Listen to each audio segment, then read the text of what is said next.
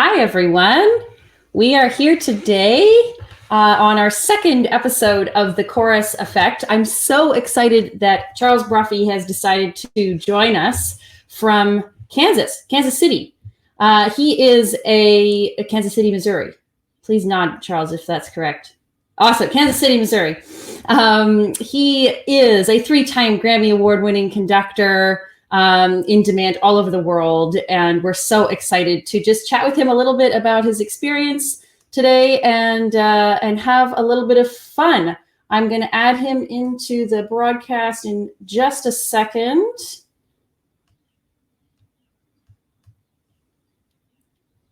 And hey!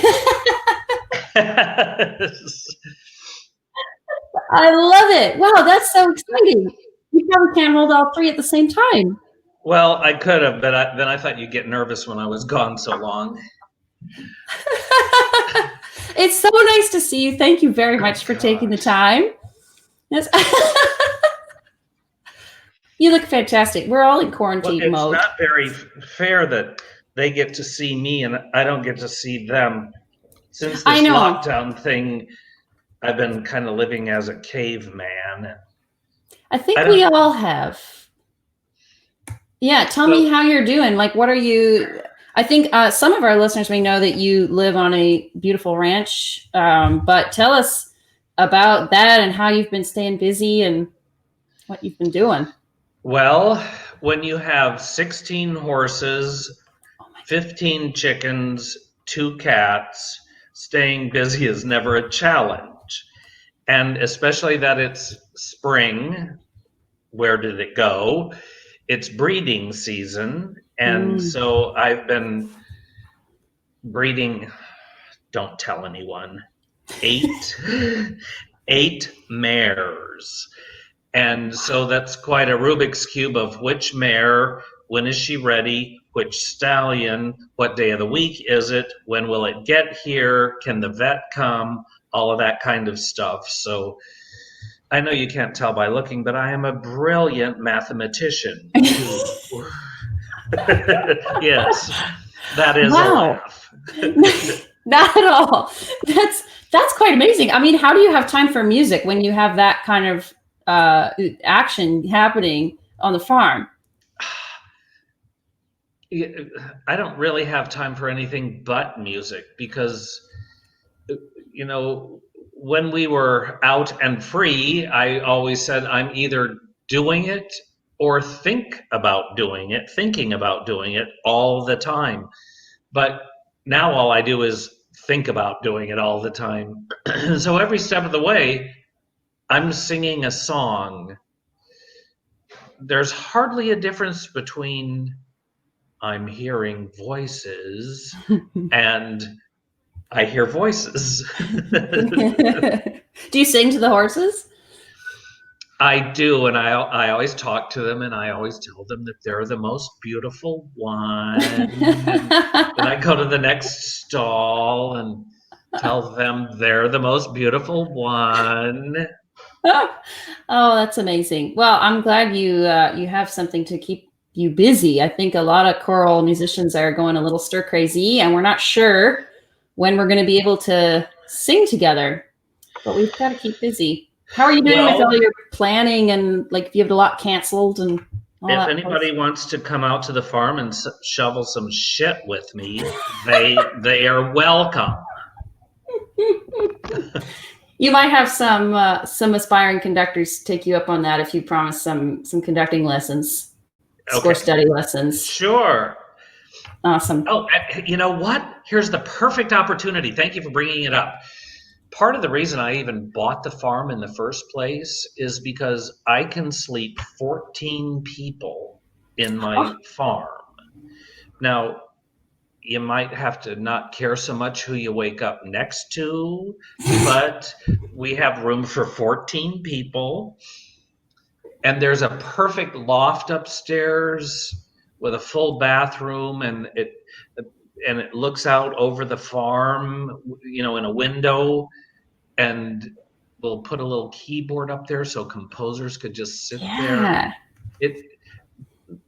And I Sounds say that all the amazing. time, and nobody ever takes me up. Oh, and another bonus, there is a 14 by 24. Is that what I mean? 14 by 28-foot pool in the backyard, Wow. 42,000 gallons, and it's heated. So Wow. I it's think you better be careful who you invite, because as soon as the border opens, I'm there. You'll have all of us Canadians come on. walking. I love the Canadians. In fact, I wish I was one. Yeah, we're Yeah, pretty don't lucky up remind me. here. I was listening to the news on the way in. Not the most fun activity No. anywhere you are Okay, these let's talk days. about the good stuff. Good stuff. Okay, you mentioned composers, so I want to talk about new music. How do you go about commissioning? How do you approach a composer? What do you enjoy about working with composers or not enjoy? Just tell us about like that process of new music creation, because I know you've done a lot of that. I love participating in the creation of a new piece of art. Um, I like pretty songs, I admit it. And so for me, it is fun to commune with a composer in helping them discover ways to make their statement, to say what they say. And then conversely, it is so fun for me when what they have to say inspires my muse and kind of pries off some of my scales to become more open. Um,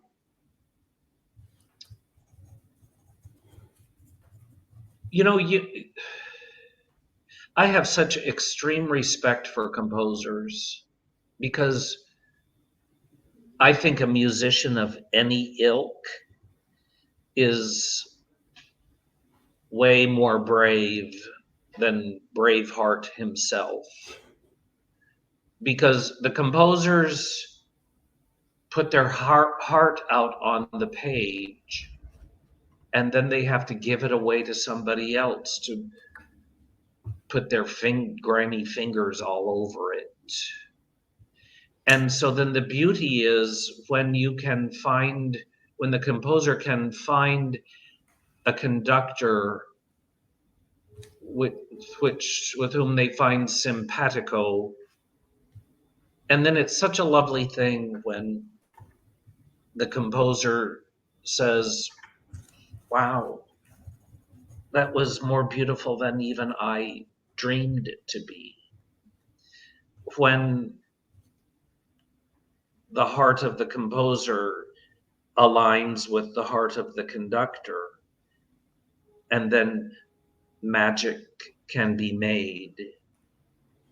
Wow, that is so poetic and beautiful. I think that's the dream, right? That's every composer's dream, is to find that partner in a conductor who really understands their work and can take it to a level that they may not have even imagined.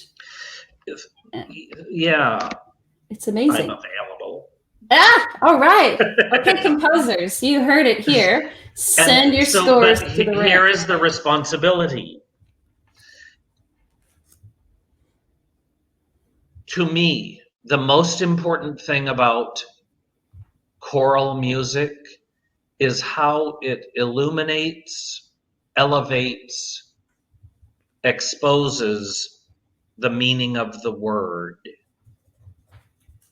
So, composers, don't you dare put the weak syllable of a word on beat one. That makes no sense, because then I have to remeter it or talk to the singers about, okay, see that beat one right there? That's really beat four. And then you get what I mean. Yes, I know exactly what you mean. I'm so excited to hear you talk about that because I have sort of grown up into, I'm a composer as well, Charles. You know that because of I music. do know that. But there's sort of these two schools, at least that I've heard about. And one is you're a composer, you write music, you bend the text to your will and you make it fit your musical ideas. The other school is we are servants to the text and it is our responsibility to elevate it, as you say. I have a feeling you're in that camp. Am I right? Well, thank you for asking that. In the most metaphysical of all, I think that's why we are all born, is to serve and to help each other. That's why I think we're born. So there's kind of two things. When singing, does the voice serve the song, or does the song serve the voice? Well, I think the right answer is clear. There may be people who don't agree with me, but I think the right answer is clear. And it's the same with composition. I think today, anyway, I feel strongly that the music serves the words, and then the singing serves the words. The way we color the voice, the way we enunciate and articulate, it all serves the words. Because if our listeners, if our consumers don't understand, appreciate, internalize what we are saying to them, whether textually or musically, then our listeners walk away from the experience not having felt anything. And I think that we artists recognize that the object of all art is to provoke response. So that's nice composition is of little value. That's nice performance is just annoying. Now, parenthetically, does anybody know that that's nice joke? It's great. I can't tell it here. Offline. We'll get it after. Okay. Wow. Yeah, that is so profound. What composers are your favorites to work with in that regard? The ones you feel tap into a provoking kind of response that you've enjoyed working with?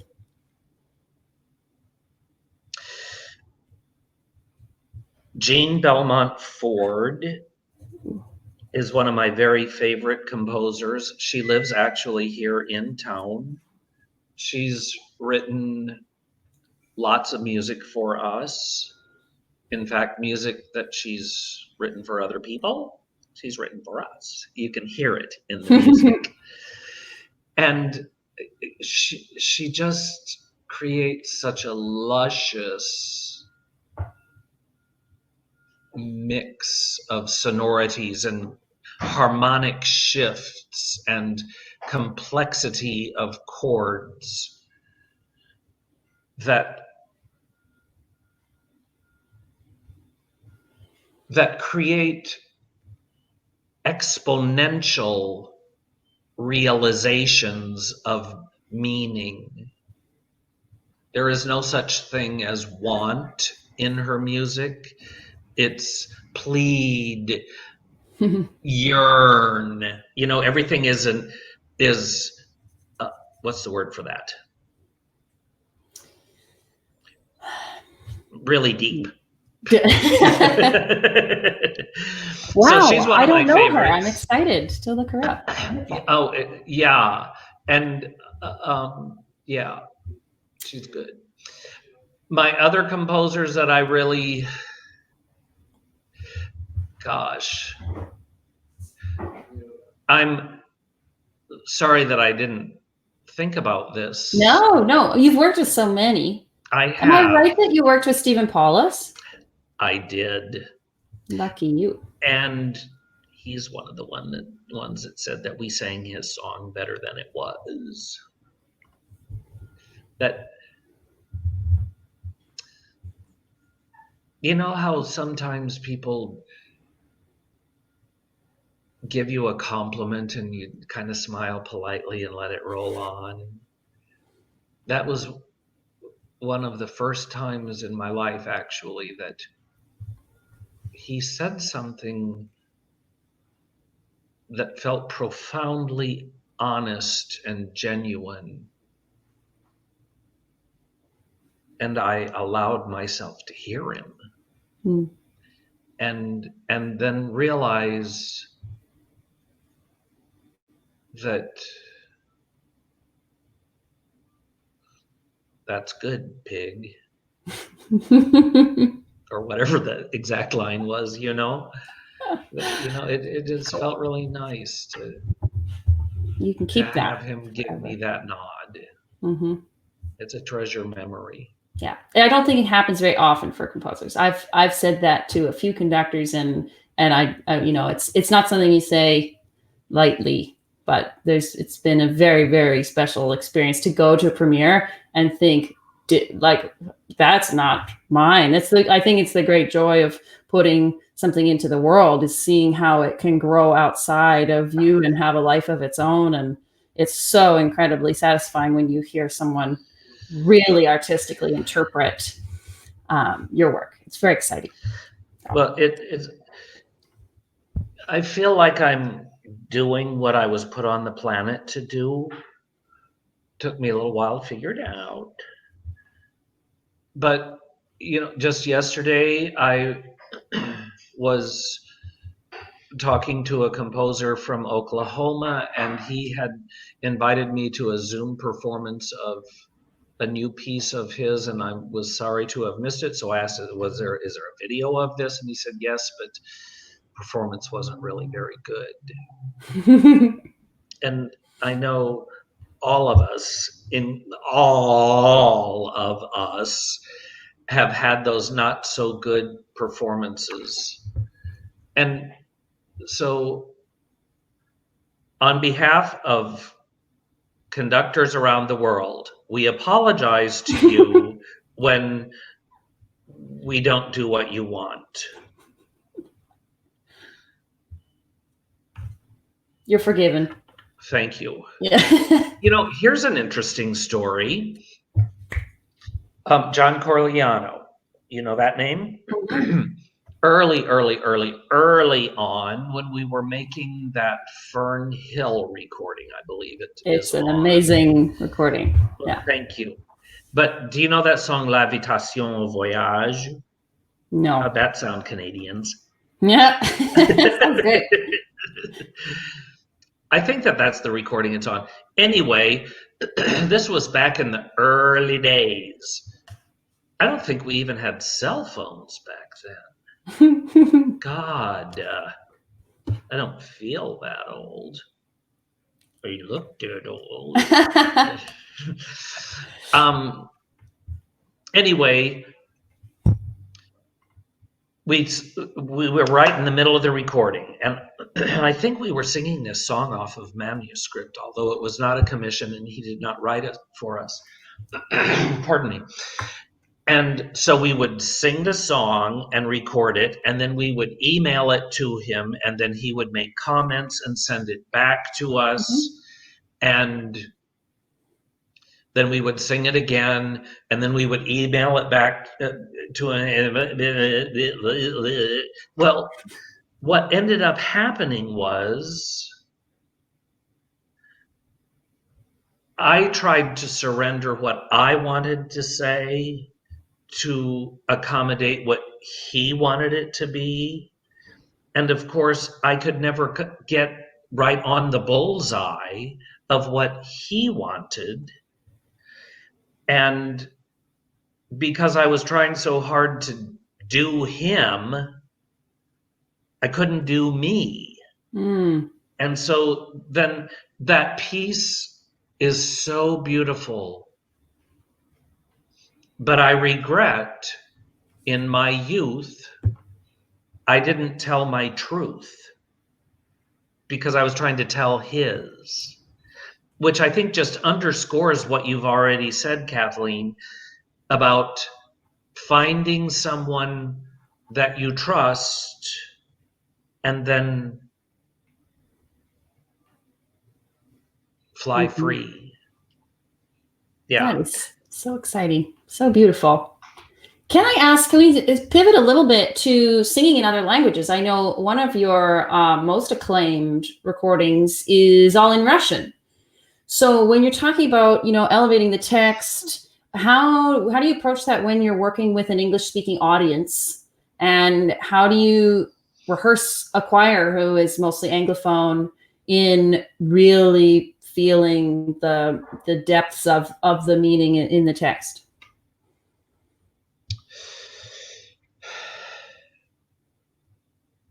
When working with my choirs, we talk about becoming the person of that song.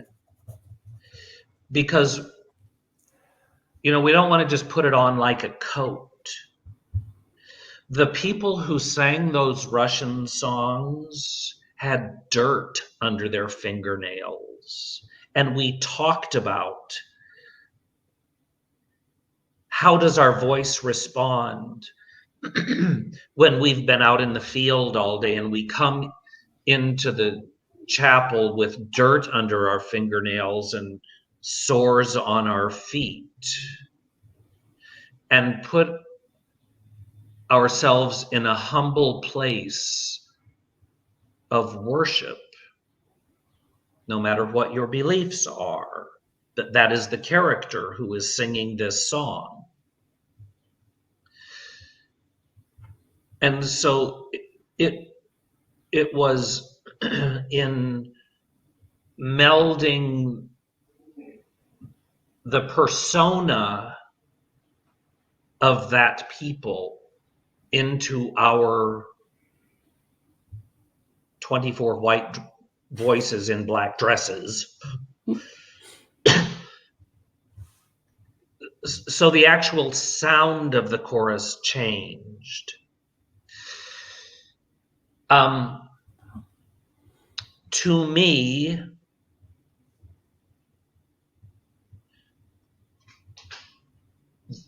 a lot of the beauty is found in the relationship of the inner voices. And it's not always so much just about the melody or the movement and the steering of the bass line, but it's about how the tenor line and the alto line sometimes helix around and then support the melodic line in a way then, this is the tricky part, that as the melody transverses, then it becomes more important and communicative and purposeful. That's what I mean. Does that make any sense? Because of what's supporting it. Right. And it's the way that these pitches perhaps lean on one another, that then when the melody makes its shift, then this So you're taking the whole culture and historical context and the experience of the people who would have been singing this at the time into the way you interpret the text. It's not just the meaning of the text translated into English. It's this huge universe that you're transporting everybody into. That's what we try to do. That's what we try to do. And we try to do it in a genuine way. We sing a lot of Chinese folk songs, and Chen Yi, composers, you should know that name, and Zhou Long, her husband, live here in Kansas City. And so Chen Yi comes over and she coaches our Chinese folk songs, diction, and then she sings them. And she sounds like traditional Chinese opera, you know, with the seeded red eyes and, you know, that.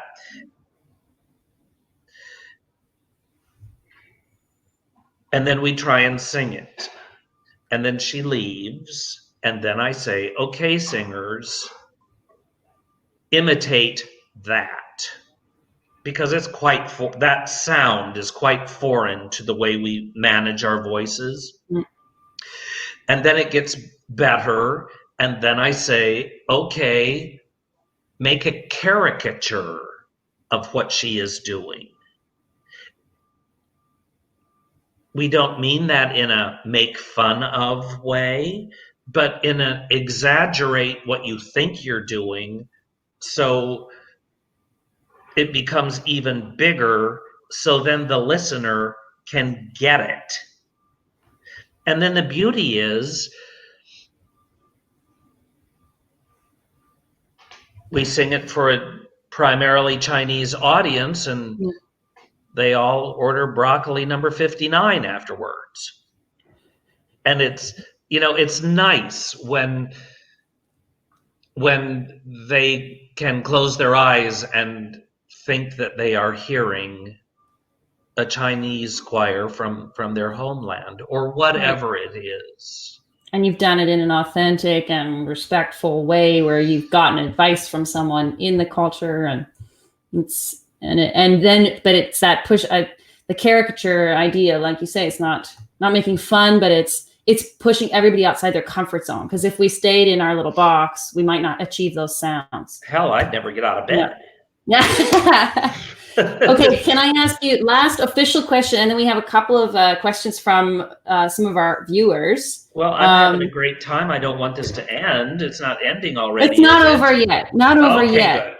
But I want you to speak, maybe summarize in, this might be impossible, you know, a minute or a few sentences, your top lessons you took from Robert Shaw, from working with him as a singer, and then how that experience has influenced your conducting. Is that possible? Yep. Did you ever watch the Johnny Carson show? I did not. I've seen some YouTube clips. But... Okay. Did you notice that the guests always have who knows what was in their coffee cup, but they were always drinking coffee? Well, so I toast you. It is coffee. Can I tip it up? It is coffee. Yeah. With cream. Okay, so the question. What I took most from Robert Shaw was, frankly, unspoken, but he taught me to fly as free as I could and fly as high as I could, and to be as unfettered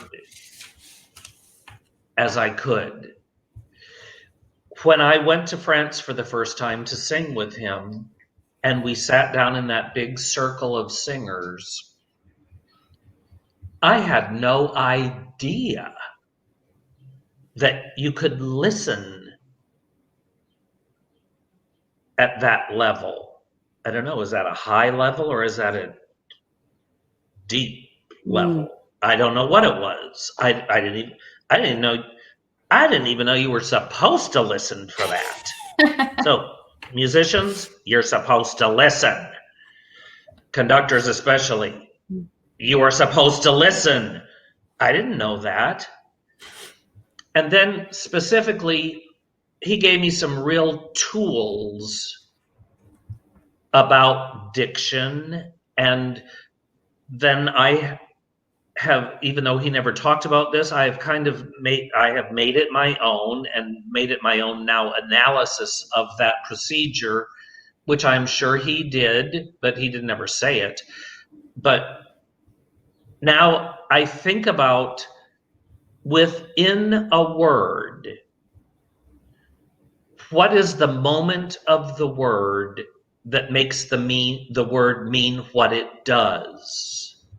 And then I listen to, okay, well, so here's a perfect example. The word cold.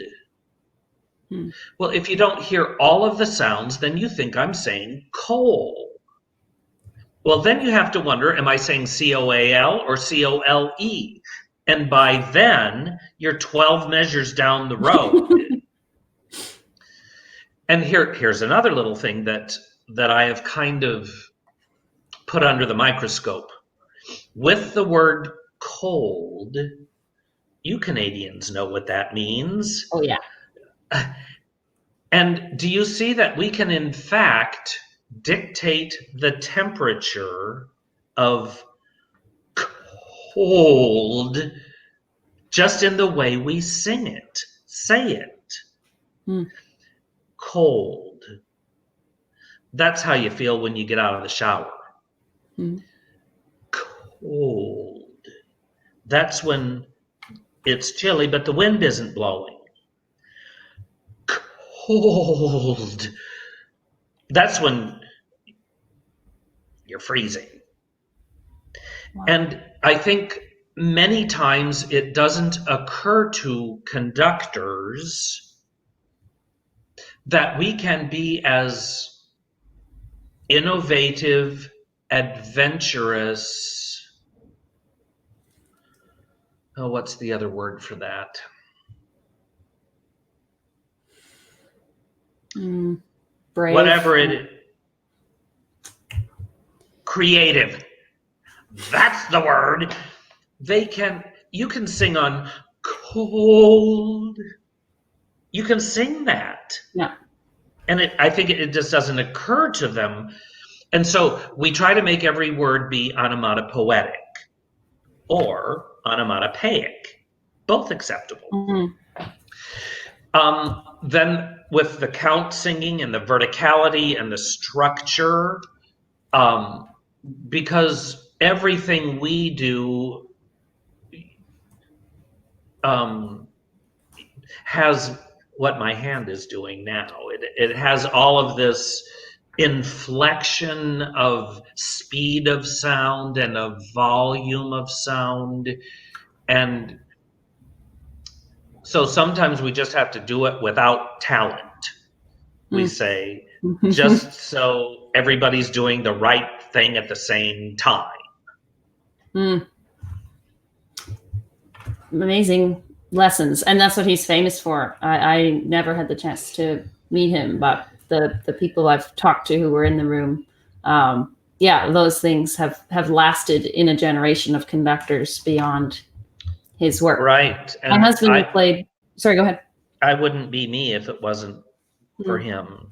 And there, all of those videos of his masterworks that we did in New York are available. So if you haven't seen those people, you should look for those. Cool. I don't know if they're on YouTube or I think they're free now, maybe. What will we search? Masterworks, Robert Shaw, New York? Something I guess like so. I've never tried. Send me a link if you find it and I'll put it in our comments here. You can see what I looked like in my mid-20s. Okay, I think this is a good segue. Jean Ashworth Bartle is here. She is a Canadian. I love Jean Ashworth Bartle, and she's one of my heroes. So she's asking, and I was chatting with my husband this morning. He played French horn under Robert Shaw one time, and said that he could make the most dramatic effects with the most subtle movements.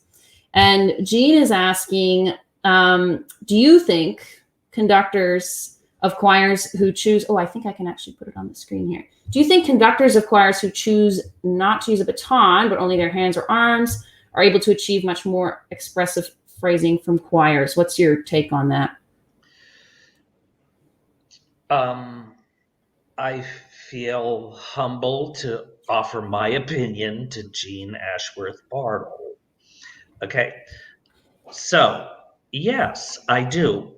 I think there is so much to be said for using the stick, and if you don't believe it, watch Ann Howard Jones do it. She is so meticulous with what she's able to communicate.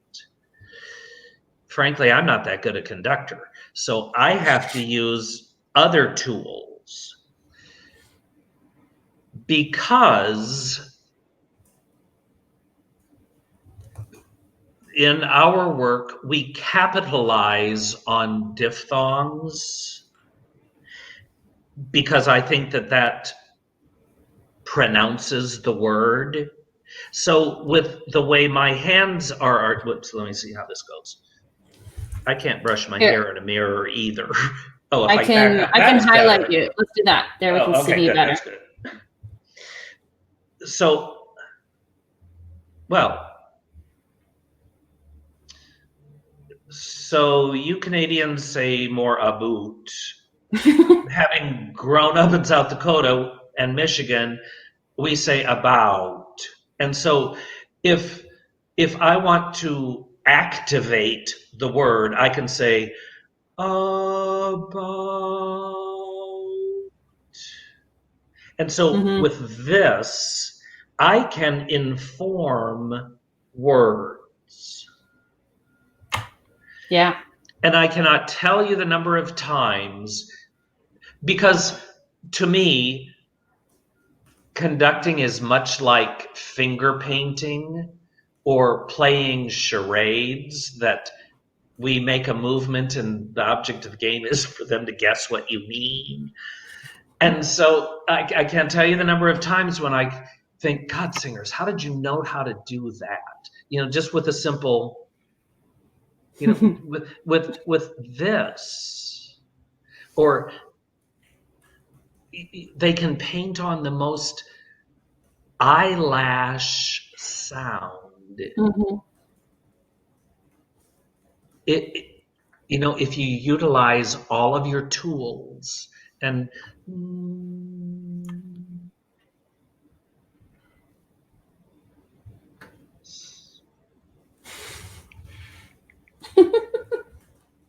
I love you, Jean Ashworth Bartle.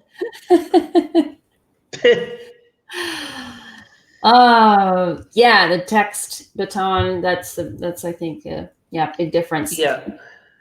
I absolutely respect the people who use sticks. It's important to be able to do that. But for my agenda, I need all of my tools because I'm not a better conductor. Disappointing. I highly doubt that. Jean has one other question. Okay. If you have a commission to work that you were not happy with, did you still go ahead? Did you make recommendations? You are so discreet. What do you do? Yes. Oh, goodness. Okay. Everybody, hold up your right hand. I solemnly swear to never, ever repeat anything Charles ever says. You have to say that. I solemnly swear. Yeah. Okay. If I don't like it, I just change it. Because I think many times the composer has an idea about what they want to say, but then they never have the opportunity to hear what the song sounds like when it's on its feet. And I think that is true in terms of tempo. I think it may be true in terms of dynamic. I admit, especially if the composer isn't going to be there, I've changed some notes. There has only been one time that we didn't sing the song. It was a song that used nose flutes. Do you know what that is? Do you know I what do that not. is? It's a Native American. I don't know if the indigenous in Canada use them, but it's something that is an apparatus, Mhm. and you play it by blowing out of your nose. Well, the allergies in Phoenix at the time were perilous, and we never did that piece. There were logistical Yes, obstacles. let's say Got that. it. Got it. Yeah. And there have been other pieces that we've done only once. Mm. Um, Here's another thing, composers. I have to pay, I don't mean I have to pay I pay my singers. And so I have great expectations of them.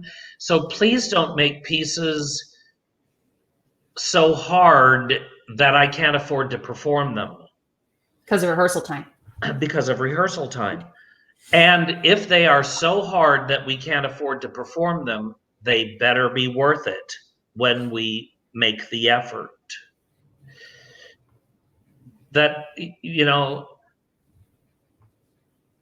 that thing about, well, that's just harder than it needs to be Yeah. to say what it wants to say. That, yeah, just be honest. Did I get all the aspects of that question? Yes, I think Okay. so. So on the subject, we'll maybe finish with this. You're I don't wearing want your it to be over. well, we could chat forever. I'm sure Okay, you let's have do it. so much to offer. I don't have to feed until 4. Yeah. What time is it where you are? Is it an hour earlier than here? Yeah, I'm coming up on to 12 o'clock. All right. Yes. Oh, so we have plenty of time. Right. We could all go grab a sandwich and meet back here in 5. It's sunny in Toronto. As you said, it was raining there. It's It too is bad. raining here. Yes. Yeah. Okay. Back to business. Music spoke. You're wearing your T-shirt. I did that on purpose. I love it. So for those of you who don't know, Music Spoke is a marketplace for composers to sell their music online. I am a composer member of Music Spoke. They're just an amazing organization, not a publisher per se, but a self-publishing platform. Is that all correct, Charles? Yes, and the beautiful part is the composer makes the majority of the money, and they retain their copyrights, which is not the case with the major publishing houses who are my friends. I know, me too. Yeah. But it is a wonderful outlet for composers to generate revenue and get exposure. So you are an editor. May I just be baldly bold? Yep. And if you would like your pieces to be in my series, then I get to make some of your money too. So tell us about a series. You've mentioned changing composers' pieces. Is that what being an editor means of a series? Tell us about that. Yeah. Yes. But I mean, I change notes. I don't mean to just say I do it willy-nilly, but I have a church choir. I've been in the same director. Well, I have not been the same director. I have been the director at the same church for 25 years, 26 years. And, sometimes, what is it about the church composers that think that they have to go up a half step and big finish at the end? So sometimes it's not a giant amen at the end. So even though that's what the music says, if the text hasn't been big amen, then don't slap that on at the end. And those Picardy thirds, sometimes they just kind of make you throw up in your mouth a little bit. So I change them. Oh, that's great. And so in your series, would you choose a work that needed a lot of changes, or do you sort of cherry pick your favorites that you feel represent a kind of unified message or voice or style? Yes. I am not opposed to suggesting changes. Sometimes what has happened is I will suggest the changes, and the composer feels strongly enough that they choose not to make the changes and put it in the series. I'm good with that. I just don't want to sing that song. Okay. Last question. What are you looking forward to most when this whole world situation is over? What's going to be the first thing you run and sing with your choir or do with your choir? And how are you staying optimistic? If you are. No. I will be honest with you, and unnecessarily, I don't have to tell you this, but I think with artists, many times we feel deeply. The things I feel them hard. Mm-hmm. And I admit it. Throughout this time, I haven't felt great a lot of the time. You know what I most look forward to is the human contact that we've not been able to enjoy. Touch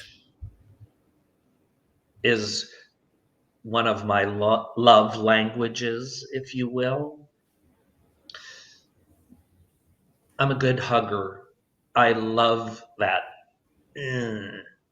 full frontal connection.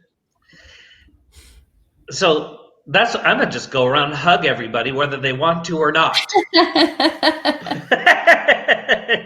So I may end up in jail, which will be that confinement thing all over again. But musically,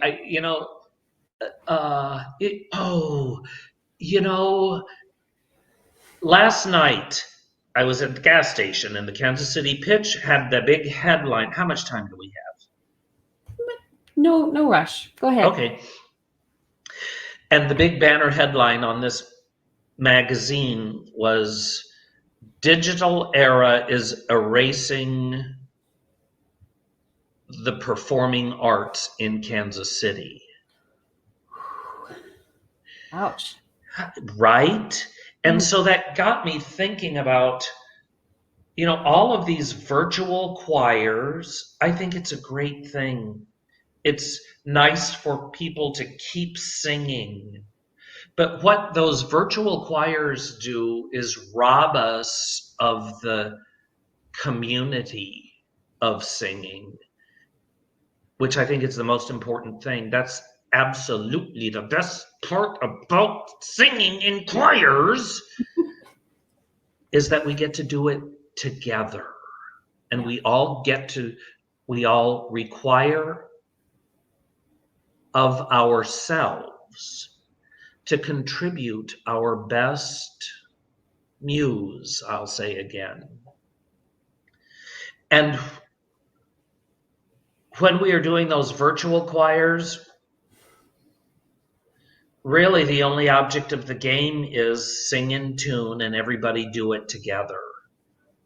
And we don't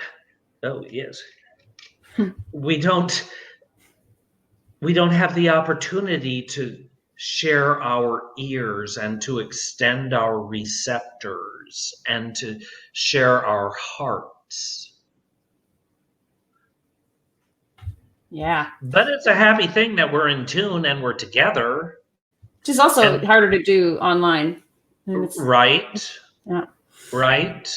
I know for me, it's been incredibly humbling as a conductor because the gesture doesn't mean anything if the people aren't in the same room and have those receptors, like you say, out, because I think those receptors, that listening is just as important or more as whatever I'm doing, waving my arms. Right. And because it can be interpreted 1,000 different ways. And even with 80 people have sung together for years and years, they might put the T in a slightly different place, even though I think I'm being clear. But it doesn't mean anything unless they're breathing together and can hear each other. So it's been, well, heck, I ought to be interviewing you. No. That's the brilliant part. But I think you should own that even more because, by the time we get to performance, I've given the whole thing away. I've made everything their responsibility. And there is something about that breathing or that breathing organism that has now attained its own life. And so it's a curious thing when you do the same repertoire with different choirs, that it's still the same song. That's a different song because it's in a different organism. Yeah. That and with an ensemble that is attuned to itself, the T is never ever on 3. It's where the community puts it. Now we talk about, we don't want it to be in the neighborhood of 3 either. And we hardly ever put a T on 3 anyway, because when you're going, we hardly ever karate chop on 3. But we'll do it on the E of 3 or the before 3. That's an interesting thing to experiment with. If it's 1, 2, ba-da, that's interesting. How that kind of makes it, the sound spring. That's a fun thing to play with. Yeah. John Washburn was one of my, as a mentors, as a singer. I sang with him for many years, and we talked a lot about vowel on the beat and the consonant just after. And the choir just magically put the consonant together. We would just say vowel on the beat or on the beat, or, and then the T just happens so much more organically. But even those organic things, I think, are so difficult in a virtual environment because of that collective. Right. You can extend your sensors, but they don't. It's like being on the farm in the rain. You can't pick up the signal. Yes, we did test that out earlier this morning. It didn't go so well. So I appreciate you coming into town for this call. Speaking of John Washburn, I got to conduct the Vancouver Chamber Choir once. When was that? Before or after my time, maybe? Before you were born, probably. They have the world. No. What was it? It was conducting master classes. Yeah, National Conductor Symposium. Yeah, that's it. And gosh, it's such an interesting thing. People, remember your experiences you are having now, because when you evolve to a more experienced age, you'll look back and think, wow, that was so cool. I was so young, and I wish I would have known then what I know now, because I would have gotten it a little better. Appreciated it, or written some stuff down. Right. Yeah. Believed it. I don't know. That I love John Washburn, and every time I'm in Vancouver, we get together. Oh, wonderful. Well, he doesn't know this yet, but I'm going to try to get him on here for. Oh, you should. Yeah. Tell him I said good things about him. I will. They're public now. Oh. Yes. Yeah. And Carrie Tennant, do you know her? Oh, amazing. I love her.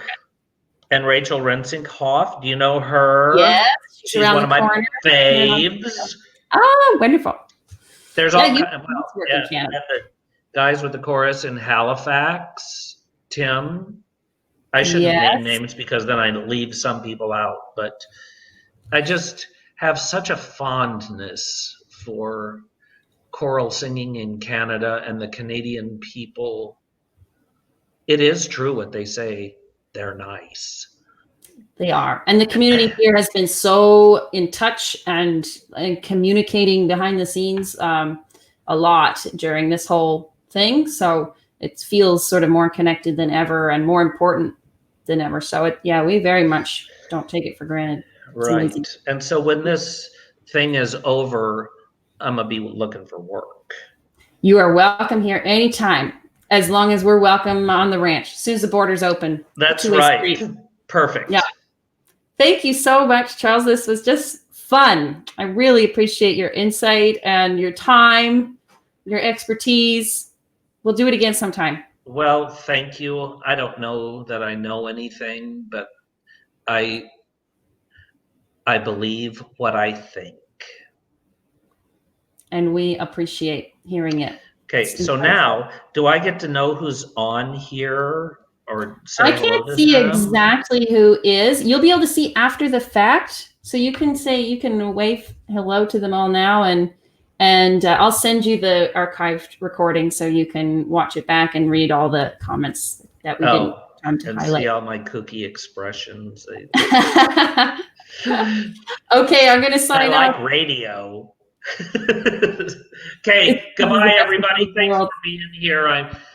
I'm honored that you would want to stop by and say hi. Thank you. Thank you, Charles. Have a good afternoon. You too.